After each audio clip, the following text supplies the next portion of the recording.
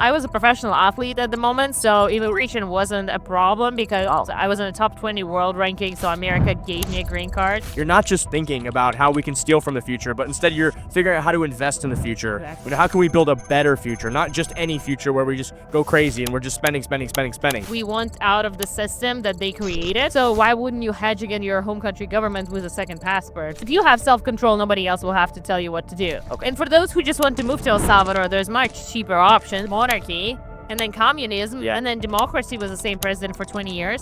Just like in every free market, there are two driving factors: the price race to the bottom and the quality race to the top. I just want to encourage everybody to look into your ancestral ties, look into your grandparents, great-grandparents. Maybe that can qualify you for citizenship somewhere. Really?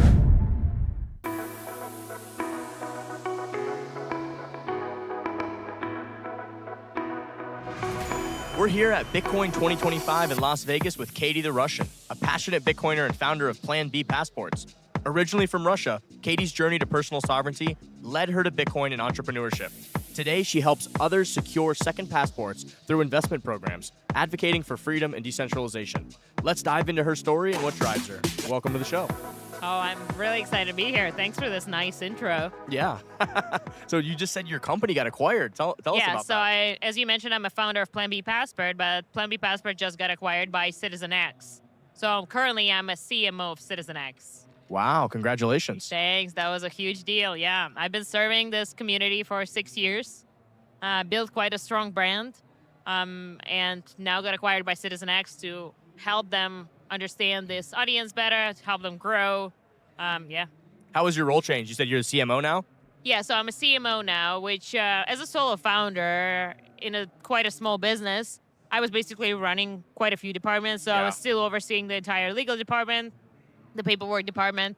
I was still overseeing all the finances, paying salaries myself. Wow. And now I get to just do what you want to do. Yeah, and I know my stuff really well. So obviously, when I was running all other departments, I couldn't be as loud as I wanted to, simply because you have to allocate your resources, your time to other things. And now I'm all about bringing this signal out there, providing more information on citizenship programs. Yeah, I'm all about it. You said that Bitcoin is the base layer of your decision-making. How has this shift in thinking affected your day-to-day life in ways that might surprise people? I mean, the biggest thing is low time preference, right? Yeah. The fiat system makes you choose high time preference because your dollars cost more today than they will tomorrow, so incentivizes you to spend. Yeah. And this habit, it's starting to go to all other areas of your life. You eating shit food today and feeling worse tomorrow. You are getting drunk today and having a hangover tomorrow. You're wasting money today to go into debt tomorrow. So once your perspective changes and you realize that if you don't spend your Bitcoin today and the longer you hold it, the more value you're going to have, you start applying the same principle to the rest of your life. And now you're thinking, okay, I'm going to get really healthy. I'm going to get on a good diet. I'm going to start working out because now I'm putting this effort into my future. And in the future, it's going to cost more, be more valuable. So this entire thing becomes like the beacon of my life, of my family, of my relationship, of my lifestyle, and that has been a huge improvement. Yeah, it's fascinating that all the things you just said, people think like we're just being like hyperbolic about it, but I just got done recording a series with Larry Lepard on his new book, The Big Print, and we really dive into this. The way the monetary system currently works, it literally is meant to do exactly what you just said. It's, that kind of that fast, was it, I think, is it wasteful, low, is it high time preference, that high time preference behavior where it's just like, instant it's gratification. Animal spirits, right? Yeah. This is actually, an underlying theme of the economic philosophy of the last 100 years in America almost, right? Like the way that economists have thought about things with Keynesian economics, it really is the whole idea of animal spirits, the whole idea of spend. We got to spend. What are we buying? We're buying a bunch of crap. Why are we buying this crap? Who knows, right? Exactly. And that's just kind of like, we can't have deflation. We have to have inflation. We have to steal from the population. It's got to be part of the design, right? I mean, obviously these are perverse incentives, and of course they're gonna say that. But it is an interesting way. I mean, becoming a Bitcoiner really does turn you into a low time preference individual, and that has philosophical and societal benefits over time, where you're not just thinking about how we can steal from the future, but instead you're figuring out how to invest in the future. Exactly. How can we build a better future, not just any future where we just go crazy and we're just spending, you know? Yeah, and many Bitcoiners have been blackpilled at some point and just like realize the system is broken. They realize we've been lied to our entire life, and you Yeah. get to this point where you have no hope. But that's what Bitcoin brings. Yeah. You realize, no, wait, the future is beautiful if I just do things right today. Uh-huh. And I become as hopeful as I've never been. I think the life is beautiful. The future is orange. I'm all about it. You made the massive decision to leave Russia and start anew in the U.S. Tell me a little bit about that.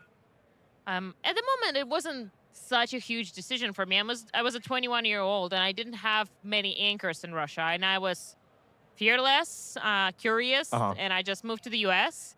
I was a professional athlete at the moment, so immigration wasn't a problem because wow. I was in the top 20 world ranking, so America gave me a green card so I can compete for this country. Wow. Yeah, but What's your sport? sailing. I was a Sailing? professional sailor Oh, for wow. many years.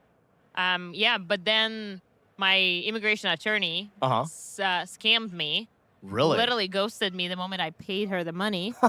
And I self-represented my case. No way. And that basically was like a big highlight of like, wait a second, I'm pretty good at this. Yeah. It just showed me that I can do that.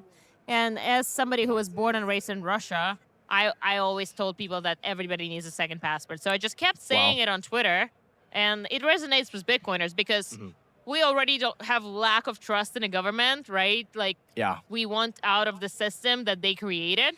So why wouldn't you hedge against your home country government with a second passport? So it Plan B. resonates, yeah. I mean, it's like, And that's how I started the company over 6 years ago now. Wow, that's fascinating. What are the biggest cultural differences between here and Russia from your, did you grow up in Russia and then I guess you came here? Like, Born and raised, yeah. I didn't, Where didn't- about? Siberia. Oh, Siberia, okay. Didn't speak a word of English 8 years ago. Wow.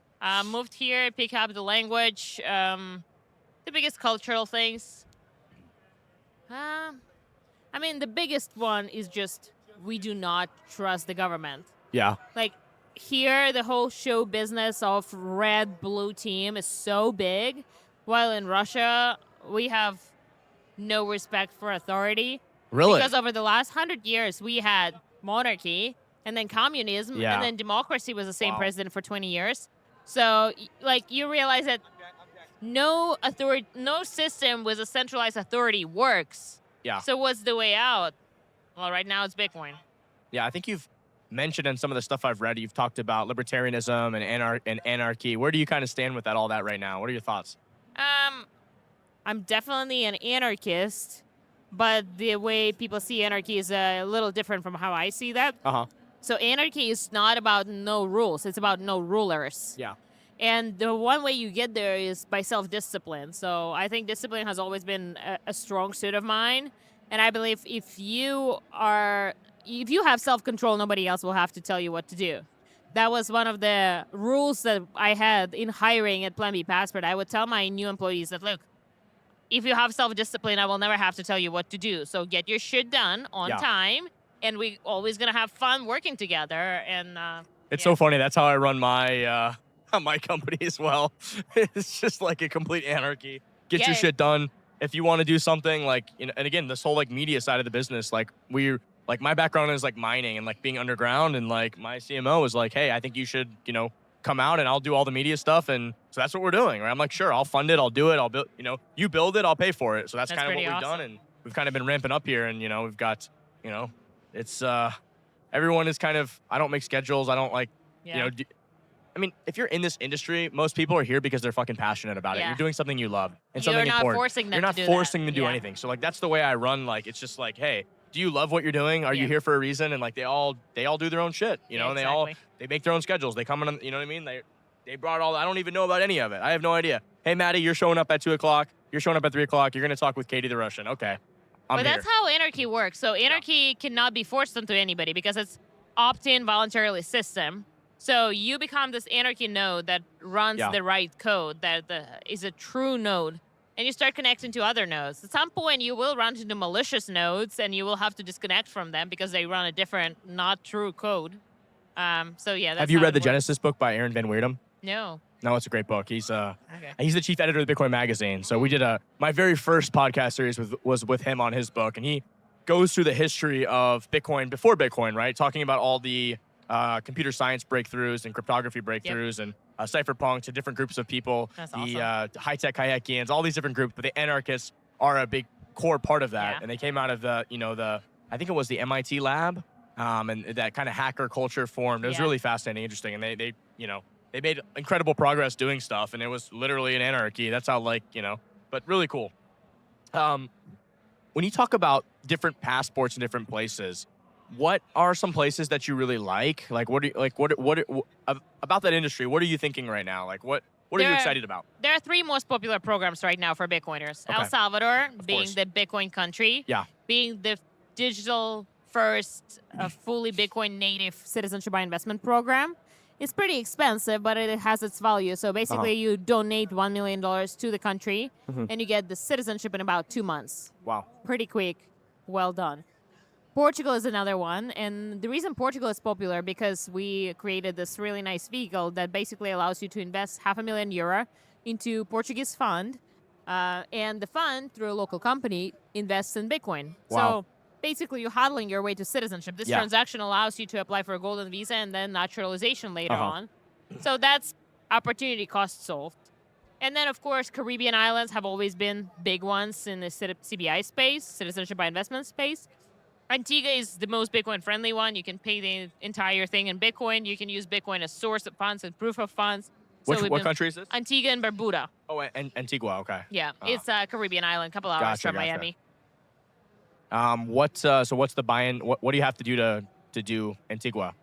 $270,000 for a single applicant, $290,000 for a family of 4, and it's just donation. So you just donate it. You're not investing it. Yeah, you're not buying. donating. Because I know I've seen a lot of them, like Port St. Lucia, where you're buying real estate or something like that. Yeah, so with real estate, it's not really interesting because you're buying from an approved list of properties, so you're not shopping the free market. And that means really? that 5 years later, you have to find another person who is trying to get the citizenship to buy this approved list real estate. So it's obviously overpriced, underutilized, and Really? it's just not really So interesting. really, that sucks. I think you could rent it out, you could Airbnb, you could do different stuff with it. No, you're not really. Not that interesting. Really. So you prefer just pay up and just that's it. Set Although it the and forget. Portugal one is kind of cool, where That's cool, you're not yeah. losing your capital. You're actually probably growing it. And you get a full price exposure to Bitcoin for 8 years, which you would have held regardless. Yeah. Yeah. Talk to me about. You said it was El Salvador. There's a lot happening there. Yeah. What are you really excited about that? Or you think there's going to be different pathways to citizenship there? Yeah. You said you invest $1 million, but you don't. Donate you donate $1 million. Yeah. Okay. Right now, it's a donation. Okay. And for those who just want to move to El Salvador, there's much cheaper options. Yeah. But this passport program is specifically for those who want quick, strong citizenship and want to Gotcha. support the new El Salvador. The thing that I'm excited the most is Bitcoin is this leader, right? They're leading the way on this new citizenship by investment programs. And I'm all about the free market competition. So I want like hundreds of countries launch their own citizenship by investment programs with different pricing, with different requirements. Of course. So we now have the sovereign individual thesis play out where the nation states competing for Bitcoiners, for their capital, for the fruits of their labor.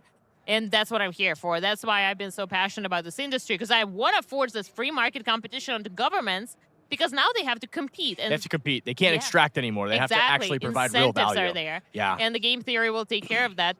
And then, just like in every free market, there are 2 driving factors: the price race to the bottom and the quality race to the top. So for the first time in our entire existence of society, we have an incentive for governments to be better.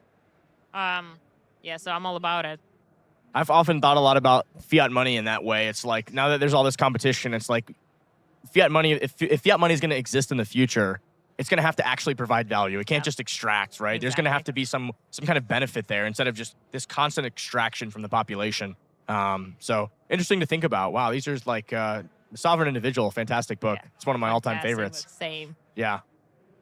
Anything else you'd like to share before we close out here, Katie, about what's going on with your company, where people can find you? I mean, a few things that I want to mention is there will be lots of webinars going on CitizenX. And CitizenX is very privacy and security focused. So feel free to just go create an account, shop around jurisdictions. We have really great information out there. But also, like, we've talked about these options that are still sound quite expensive, right? It's $300,000 plus. But there are also other ways to establish a plan B, such as residency. It's not gonna be as strong of a tool as a passport. But basically, I just want to encourage everybody to look into your ancestral ties, look into your grandparents, great grandparents. Maybe Really? that can qualify you for citizenship somewhere. Really interesting. And that's going to be much, much cheaper because you already have this birthright. Interesting. Also, if you're working remotely, consider just getting a residency permit in Latin America, because a remote job with a solid salary above $2,000 can already qualify you for El Salvador, Brazil, Argentina residency. Consider that. So there are lots of tools out there. Learn about it and consider what jurisdiction suits you best. What's your absolute favorite of all these programs? Right now, El Salvador, 100%. El Salvador and Portugal are my top two right now. I think, I mean, the only thing that sucks about El Salvador is that it's a donation, but El Salvador is, I mean, kudos to Bukele. He's doing a great job and really turning that country around. It's kind of incredible to see what can happen in such a short period of time. Amazing. But the Sovereign Individual book said that smaller nation states are going to be the first ones to do that. Yeah. Because they're like startups. They can operate quickly. It is unbelievable. That I recommend that book to people all the time. It is one of my all-time favorite books. And I tell people this book was written in the 90s. It was written it's crazy how the predictions that they made. Bitcoin, I mean, nothing was perfect, nation but states. it's just unbelievable. Yeah, I mean, it's the way they predicted Bitcoin and nations. It's it's unbelievable. That's wow. awesome. Wow. Well, this has been a fantastic conversation, Katie. Absolutely. It's a pleasure Cheers. to meet you. Cheers. Oh yeah, cheers. Bitcoin 2025. Good peppermint tea. All right. Well, thank you. It's so nice to meet you. Nice to meet you too.